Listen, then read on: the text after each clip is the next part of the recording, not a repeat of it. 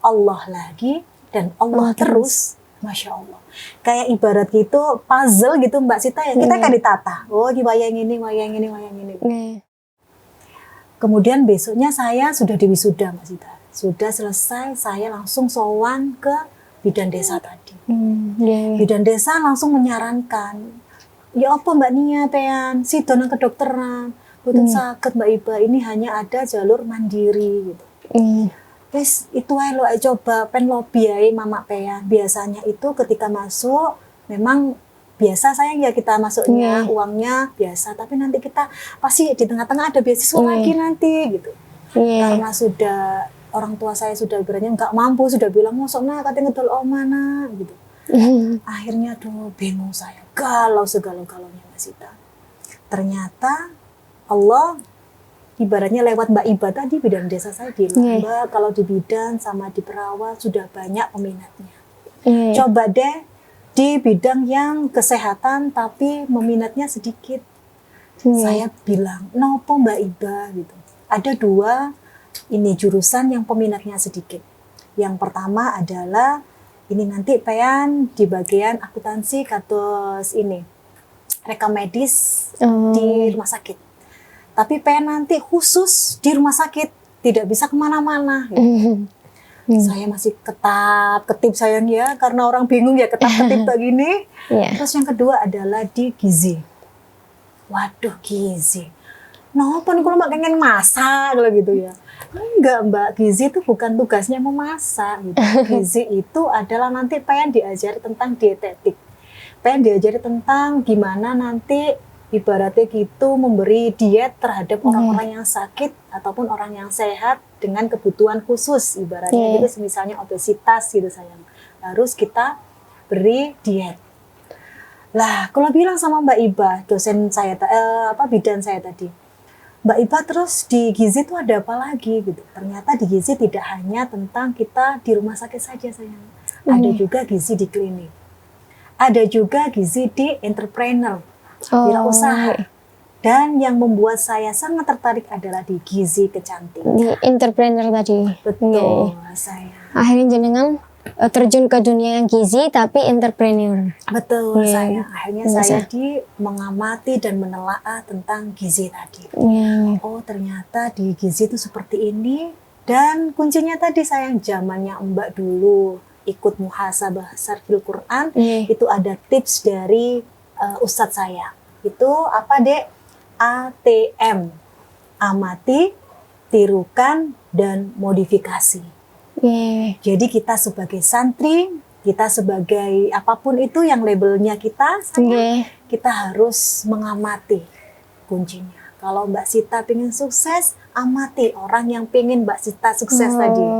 Semisalnya Mbak Sita pengen, saya dulu itu cita-citanya pengen dakwah memang Mbak Sita. Jadi saya tuh dulu menyoroti Buya Wahid. Oh Buya Wahid itu kesukaannya beliau tentang Senin Kamis, tirakatnya beliau saya lakukan sampai saat ini. Dan ketika saya sudah mengamati Mbak Sita tadi AT, ada T, tirukan. Apa sih yang menjadi kebiasaan beliau? Semisalnya beliau suka membaca buku, semisalnya beliau suka dengan majelisan, ayo kita ikuti yuk. Dan yang ketiga adalah modifikasi. Kita modif. Oh ternyata para yang kita cintai, saya pengen ini, kepengin itu, kita modif biar tidak sama dengan beliau. Jadi ATM. Lah saya pada waktu itu Mbak Sita melihat dosen saya, beliau juga dokter gizi, beliau juga berkecimpung di dunia kecantikan. Saya amati beliau, saya tirukan beliau, dan saya modifikasi. Saya modifikasinya adalah beliau kan umum, saya labelnya santri. Akhirnya saya memodif itu keilmuannya beliau dengan ala-ala santri. Begitu Mbak Sita. Oh begitu, jadi cara jenengan menyatukannya juga seperti itu nih, untuk bisa menjadi seseorang yang jenengan inspirasikan gitu. Betul, dengan ATM. Nah ini yang menarik lagi nih, cara jenengan kan tadi jenengan dari menjadi santri kemudian terjun ke dunia kesehatan preneur, gizipreneur, itu kan pasti mengalami seperti culture shock ya pastinya ya Mbak. Apakah jenengan pernah merasakan seperti itu? Mungkin juga bagaimana cara jenengan mengadaptasikan dari semula yang lingkungan Islami atau beragamis dengan lingkungan yang kemudian berbasis pengetahuan umum gitu yang sangat minim, mungkin bisa sangat minim pengetahuan agamanya gitu. Mungkin bagaimana cara jenengan menyatukan itu? Jadi pasti Mbak Sita ya, kita ini berada di step by step. Dari yang mungkin di pesantren, notabene semua ngaji, terus kita pindah ke dunia mahasiswa. Yang mungkin satu kelas itu yang santri cuma 2. Pada waktu itu di kesehatan. Cuman saya sama ada namanya Dimas, laki-laki, alumni Jombang. Ya gitu, yang lainnya lagi mungkin ngerjakan tugas, sudah zuhur sampai 12 asar. Saya nggak tahu, ayo Mas Dimas, sudah kita yang sholat gitu. Pasti shock gitu, aduh, kok ini anak-anak ternyata seperti ini ya. Dan karena tadi dari awal Mbak Sita kan background saya dulu adalah introvert. Ya, saya sempat Mbak Sita mengalami hal yang namanya ini, mental saya agak terganggu. Maksudnya apa? Di situ saya sudah, karena orang introvert ini nggak bisa meletakkan pribadinya di setiap lingkungan gitu. Jadi dia bingung, aduh aku tuh ya opo. Akhirnya apa? Yang terjadi adalah dikucilkan. Jadi saya sempat dikucilkan gitu. Saya tidak punya circle atau lingkungan yang mendukung saya gitu. Waduh gimana ini ya? Saya curhat sama Allah. Ya Allah kok gini ya, karena orang introvert seperti itu. Ternyata apa Mbak Sita, seiring berjalannya waktu Mbak Sita, saya di dunia kesehatan itu belajar yang namanya anatomi fisiologi. Anatomi fisiologi ini pembelajaran tentang anggota tubuh kita. Oke, jadi anggota tubuh kita ini Mbak Sita itu ada namanya otak.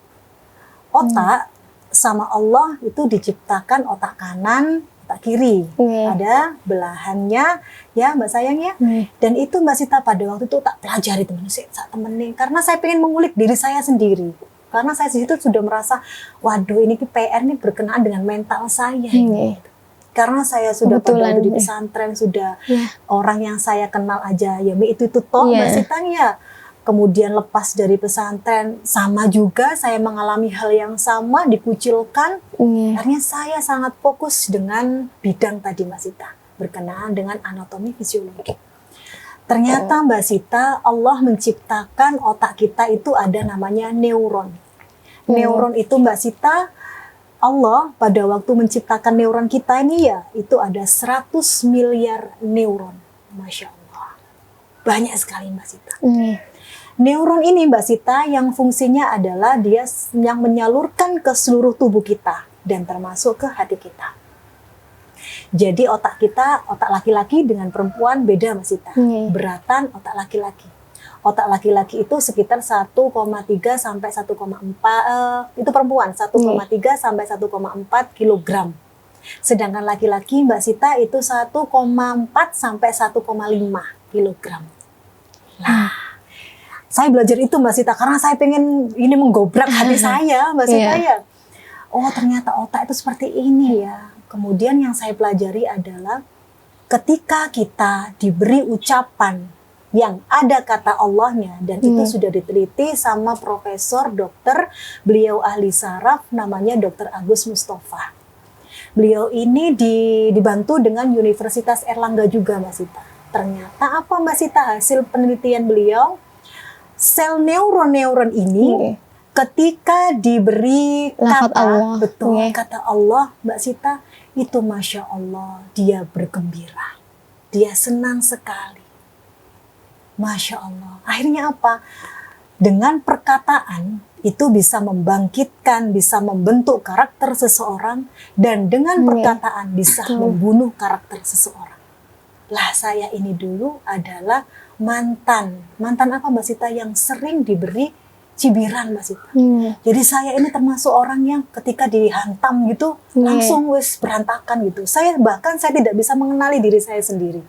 Saya ini gembira, saya ini sedih nggak tahu Mbak Sita. Karena pentingnya itu tadi mental. Mental. Jadi kalau kita ingin sukses dalam bidang apapun Mbak Sita, kunci utama adalah mental. Oke Mbak Sita, mental ini apa sih Mbak Sita? Mental ini adalah apa yang kita pikirkan dengan apa yang kita rasakan, kemudian menjadi sebuah apa yang kita lakukan, menjadi sebuah sikap. Ini mental. Lah mental tangguh gitu. Tangguh itu apa Mbak Sita? Tangguh itu kuat. Terus tabah, ya, itu tangguh gitu. Jadi saya itu selama di pesantren tidak sama sekali mempunyai mental. Saya hanya sama Allah Ta'ala dikasih support sistem doa saja dari beliau-beliau tadi, dari Bu Nyai, dari Umi, barokahnya beliau Mbak Sita. Akhirnya saya sampai di titik saat ini. Andai kata saya tidak berkumpul dengan beliau-beliau, dengan circle yang Masya Allah luar biasanya, mungkin saya sudah Mbak Sita nggak tahu deh saya jadi apa Mbak Sita. Karena saya sudah nggak punya mental Mbak Sita. Mental saya sudah ibaratnya gitu kayak down gitu ya, sudah down Mbak Sita. Bahkan saya mengenali saya ini sedih atau nggak tahu gitu. Singkat cerita Mbak Sita ya, saya ini senang di dunia ini tadi, gizi kecantikan. Gizi kecantikan ini apa sih gizi kecantikan ini?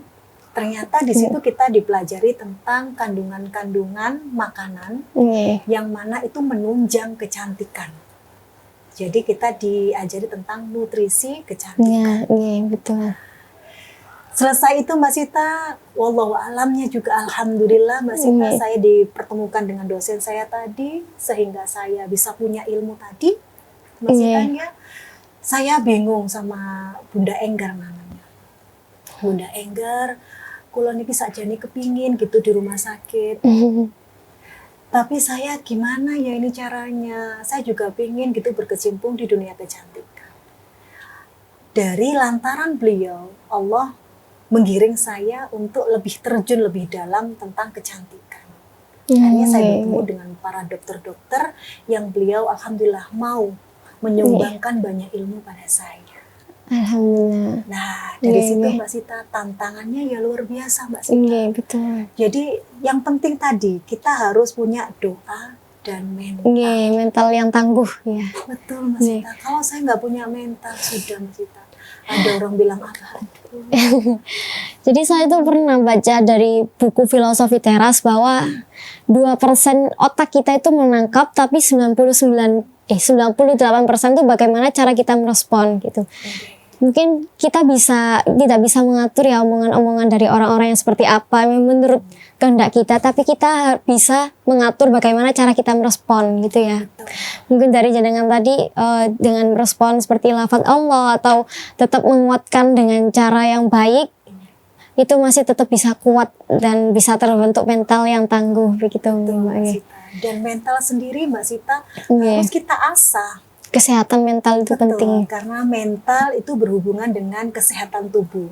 Betul. Kesehatan tubuh berhubungan dengan nutrisi tubuh. Jadi apa yang kita makan itu juga metabolisme tubuhnya juga ikut Mbak Sita. Akhirnya apa? Jadi makanya saya tuh selalu bilang ke pasien-pasien yang adik-adik masih mahasiswa, belajar apapun ayo diterami. Jangan aduh aku pengen ini sini toh, enggak. Bolehlah kita fokus 1-2 hal boleh. Tapi apa? Yang ketika kita punya ilmu, diberi ilmu sama beliau A, beliau B, beliau C, kita ambil aja. Karena apa? Kita nggak tahu mana yang manfaat buat masyarakat. Yang penting kita fokus dengan 1 atau 2 hal yang mungkin kita senangi. Begitu Mbak Sita. Baik, berbicara tentang tantangan dan hambatan itu bagaimana di titik jenengan sampai meraih kesuksesan menjadi CEO klinik kecantikan Gria Zania itu? Oke, kalau bilang tantangan Mbak Sita, saya tuh Masya Allah saya bingung juga. Karena saya merasa nggak ada tantangan gitu Mbak Sita. Lancar-lancar aja. Gitu. Karena saya berpegang teguh dari Bu Nyai tadi. Wicanten Bu Nyai. Tadi manut MAMA, NU NUT. Itu yang saya pegang terus. Bahkan saya Mbak Sita sampai orang-orang mungkin melihat saya gitu ya, alhamdulillah di usia sekian sudah bisa begini, sudah bisa begini. Tapi saya nggak merasa itu gitu Mbak Sita. Loh, apa sih wong aku lagi nginten iki, alhamdulillah gitu. Tapi di situ menjadi saya oh ketika orang melihat saya seperti ini, saya harus banyak belajar karena itu menjadi sebuah tanggung jawab saya. Belajar dan bersyukur. Betul Mbak Sita. Nah, tantangannya gimana? Dan itu tadi saya bingung juga tantangannya gimana. Cuma satu memberi tips aja buat santri terutama gitu. Yuk mulai sekarang dimanapun kita berada, entah itu masih di pesantren ataupun sudah di luar pesantren, tetap jaga mental kita. Mental kita bukan diasah orang lain, bukan dikasih orang lain, wih mentalmu tak rubah gitu, no. Tapi kita sendiri. Betul, kita sendiri yang gimana caranya gitu.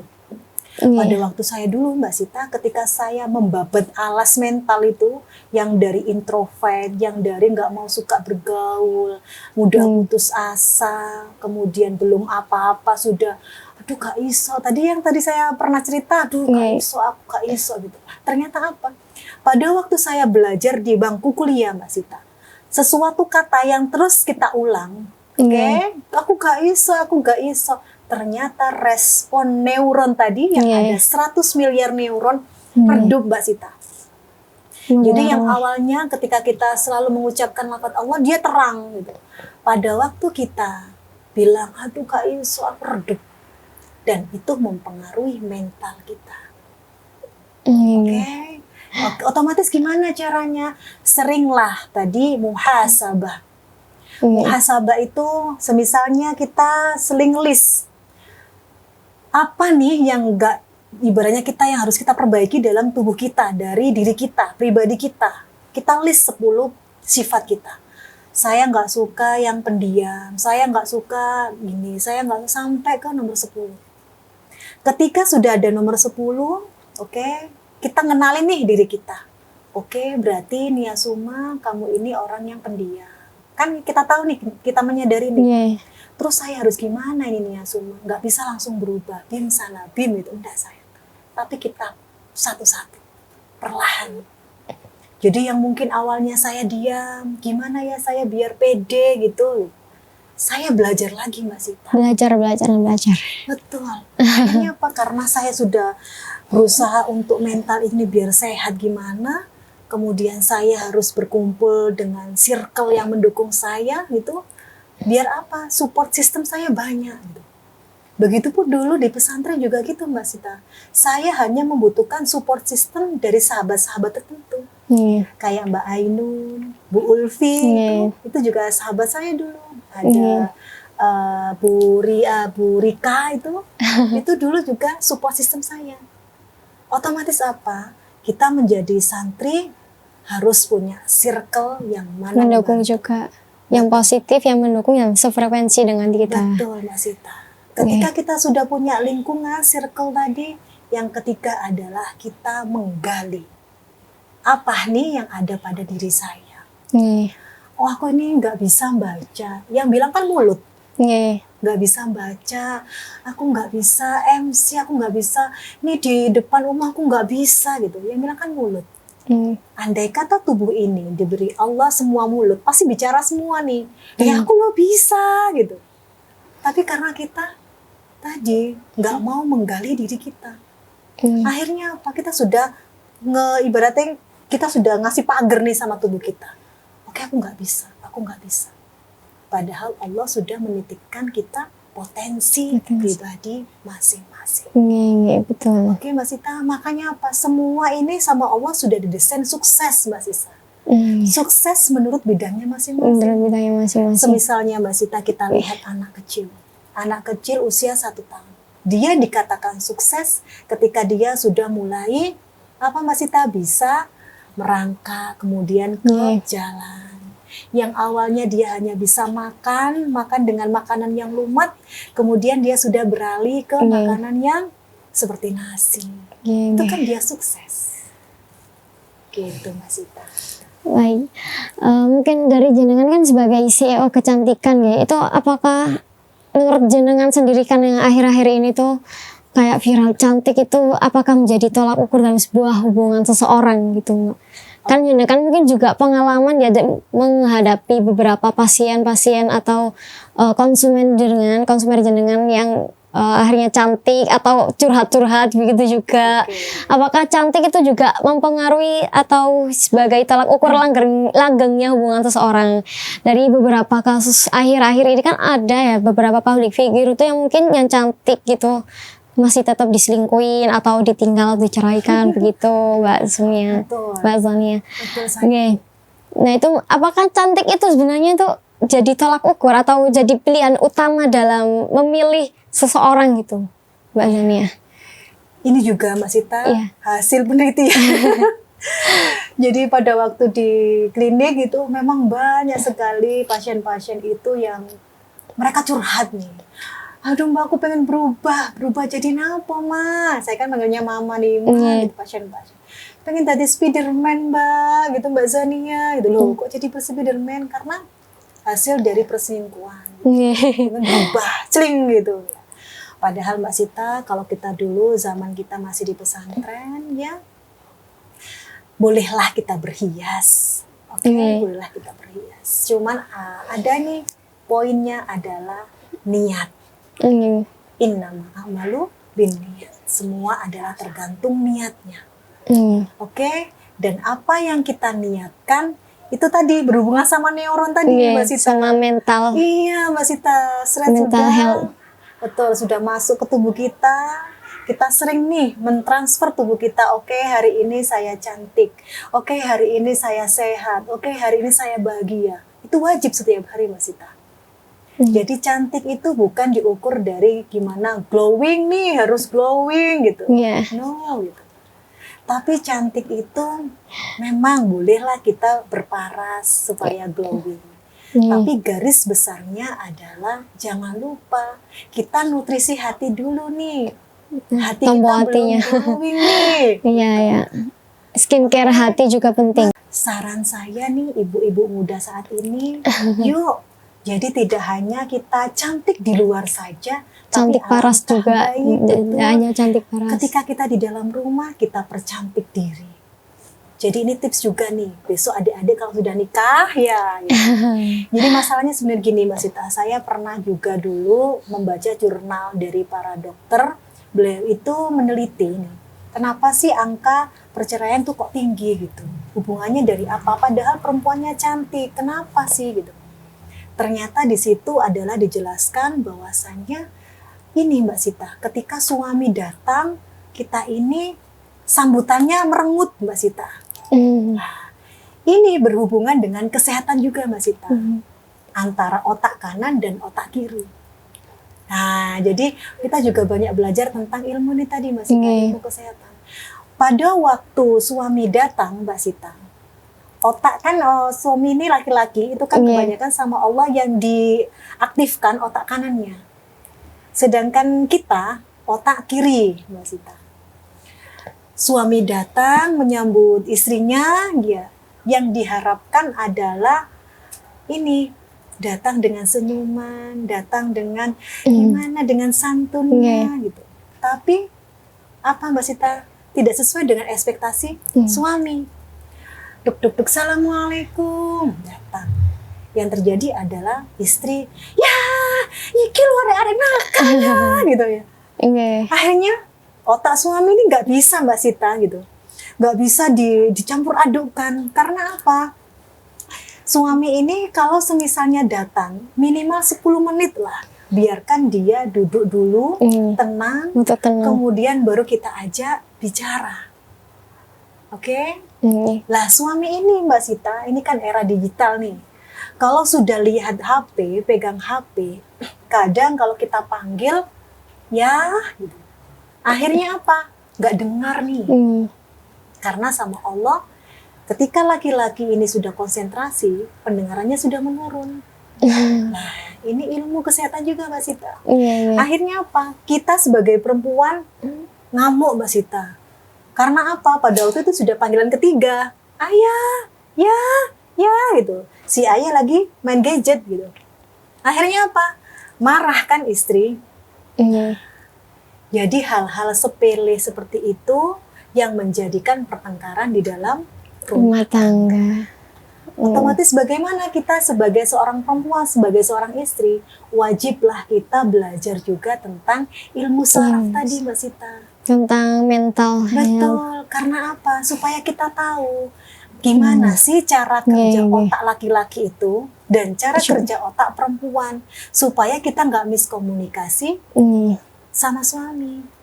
Lah kalau kita sudah belajar hal itu, baru nih yang kedua, kita alangkah baiknya tidak hanya mempercantik di luar waktu kondangan, kita berhias, tapi di dalam ruangan pun ketika kita di rumah, alangkah baiknya adalah berhias. Juga cantik, selalu cantik dalam keadaan apapun. Oke, Mbak Sita. Oke.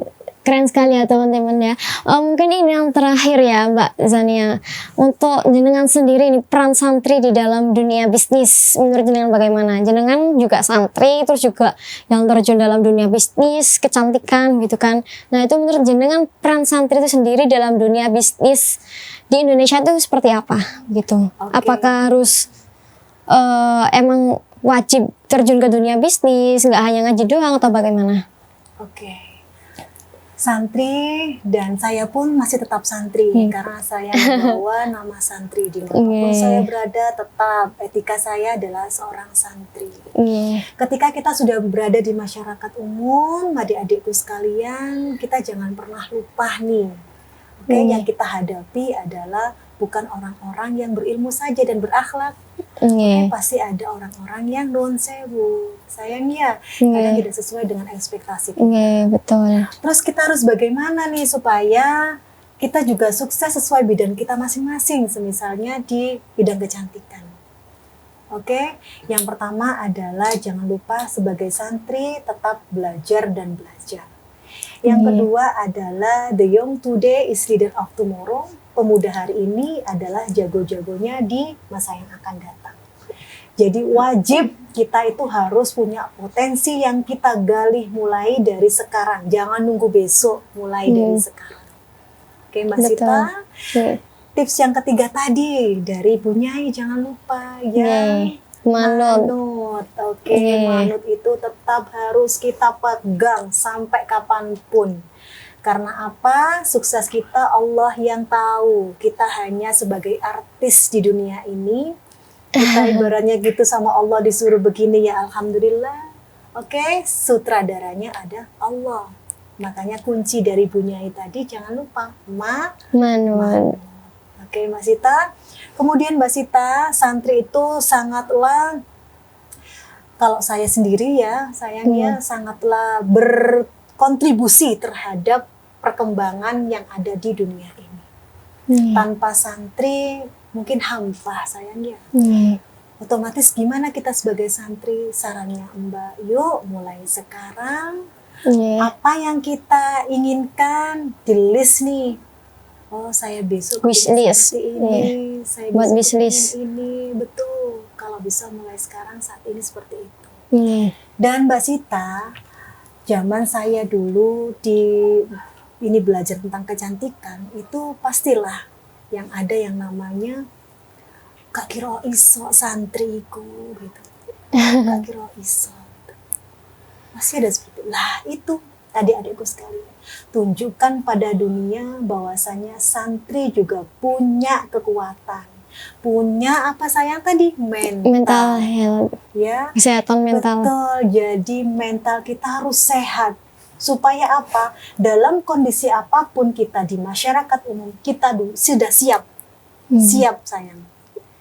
Mbak Sita mental tangguh. Siap udah deh. Karena betul kita di pesantren itu ibaratnya mencangkul nih.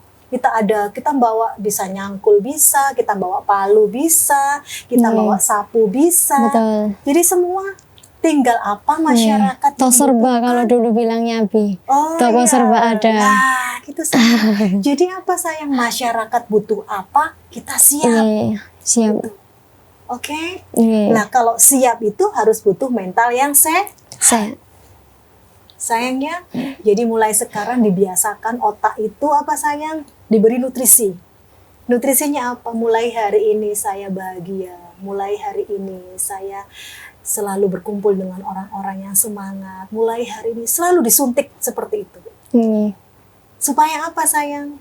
neuron kita tadi celing celing celing. Tetap Ya, oke. bersinar. Jadi yang dibutuhkan tidak hanya glowing, tapi harus growing. Selain juga skincare paras, juga skincare hati tadi juga penting. Tombol hatinya. Baik, itu tadi ya teman-teman ya.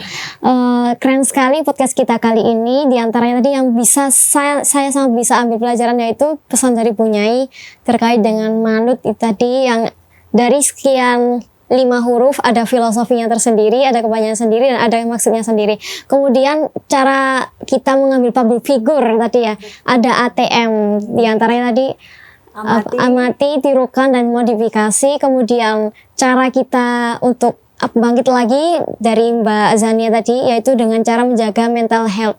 Dengan mental health yang kita punya bisa mengembangkan entah itu dari segi menjadi perilaku yang lebih baik, dan juga memiliki hati yang baik, dan juga pikiran yang lebih positif, begitu ya Mbak Zania ya. Betul sayang. Oke, terakhir teman-teman, mungkin cukup itu aja podcast kita kali ini. Terima kasih untuk Mbak Zania sudah meluangkan waktunya. Mungkin dari Mbak Zania terakhir untuk penonton setia Mahika Corner bisa memberikan closing statement untuk penonton setia. Monggo. Jadi santri-santri, adik-adikku sekalian, dan para pemirsa yang ada di rumah, penting kita menjaga kesehatan mental kita, terutama bagi saya sendiri yang masih belajar, oke? Dan jangan lupa, tadi bukan hanya glowing, tapi harus growing. Glowing, mungkin wajah kita yang glowing, tubuh kita yang glowing, tapi terkadang kita lupa dengan hati kita yang tidak glowing, ya. Jadi harus nutrisi hati kita, oke? Dan jangan lupa juga, buat saya juga dan buat pemirsa yang ada di rumah, yuk, santri itu luar biasa. Santri itu tidak ada kata buat kalian bilang, aku nggak bisa, aku nggak insecure sayang ya, aku insecure, no gitu. Jadi jangan perbanyak insecure, tapi harus perbanyak bersyukur. Dan jangan lupa kita harus sering-sering bertafakur. Masya Allah, luar biasa closing statementnya. Lumayan, hari ini membuat saya agak menangis juga, karena Mbak Zania juga menangis. Tadi saya juga menangis, baper. Oh iya, apa Mbak Zania? Jangan lupa sayang, ketika apapun yang kita lakukan, sayang ya, entah itu mau berangkat kerja, mau berangkat kuliah, sayang, kita niatkan sama Allah, Allah dulu, Allah lagi, Allah terus. Dan terakhir, sebelum kita berangkat atau memulai suatu acara atau belajar, kita tawasuli abayai kita, bunyai kita, guru-guru kita. Itu yang saya lakukan selama saya selesai di pesantren sampai saat ini. Masya Allah, luar Karena biasa. dari barokah beliau, kita sampai saat ini. Termasuk kesuksesan jenengan datang dari keistiqomahan jenengan untuk bisa mendoakan para guru-guru jenengan. Baik teman-teman, itu saja podcast kita kali ini. Jangan lupa like, comment, dan subscribe. Dan jangan lupa aktifkan alarm biar gak ketinggalan video-video menarik kita di selanjutnya. Wassalamualaikum warahmatullahi wabarakatuh.